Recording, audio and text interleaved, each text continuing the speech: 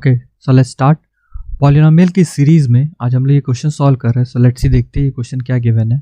सबसे पहले पढ़ते हैं, if the sum of the squares of the zeros of the polynomial f(x) is given is 40। Okay, find the value of k, यानी कि आपको सम of squares दे रखा।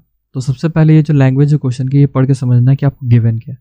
आपको क्वेश्चन में गिवन है कि alpha square plus beta square, ठीक है, sum of squares of the zeros, ये गिवन है 40।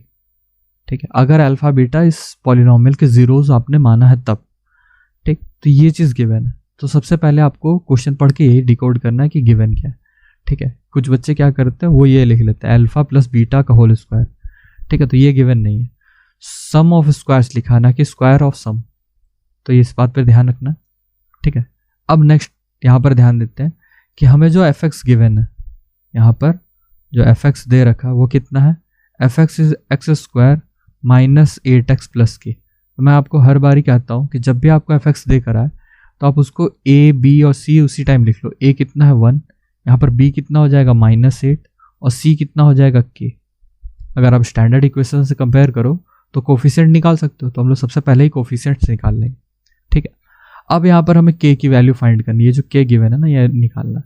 तो आप सोच के देखो, सर हमने जो भी रिलेशंस पढ़े हैं जीरोज और कोफिशिएंट के बीच में, वो तो ये दो हैं कि हमने पढ़ा है alpha plus beta is equal to minus B by A and alpha into beta is equal to C by A.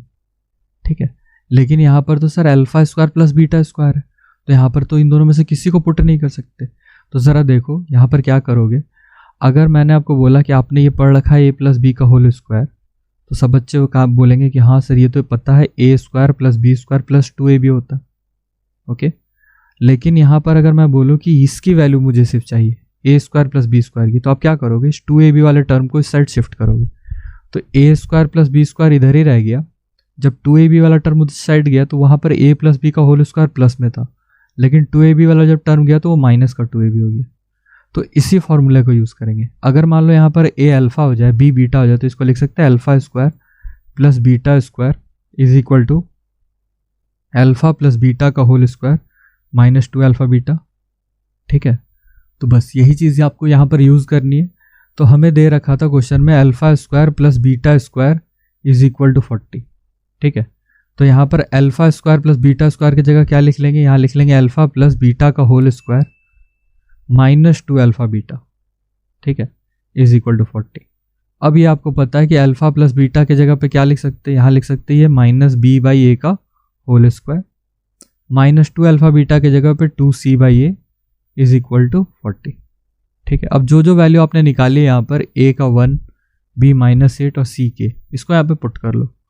ठीक है, b कितना था -8, यानी कि माइनस ऑफ -8, a था 1, इसका होल स्क्वायर माइनस c था k, a था 1 bye is equal to 40।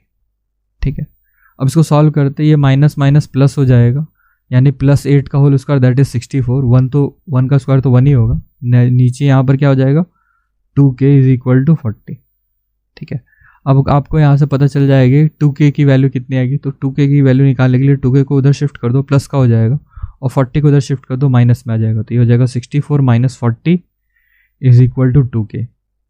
Okay, तो यहाँ से हो जाएगा 24 is equal to 2k and k will be equal to 24/2 which is equal to 12। That's your final answer. आपसे k की वैल्यू पूछी थी तो आप k की वैल्यू निकाल सकते हो। इस क्वेश्चन में ट्विस्ट क्या है कि यहाँ पर आपको alpha square plus beta square निकालने आना चाहिए। ठीक है, अगर ये चीज़ आपको फाइंड करना आता तो आप इस क्वेश्चन को बना ले जाओगे। Okay, thanks for watching.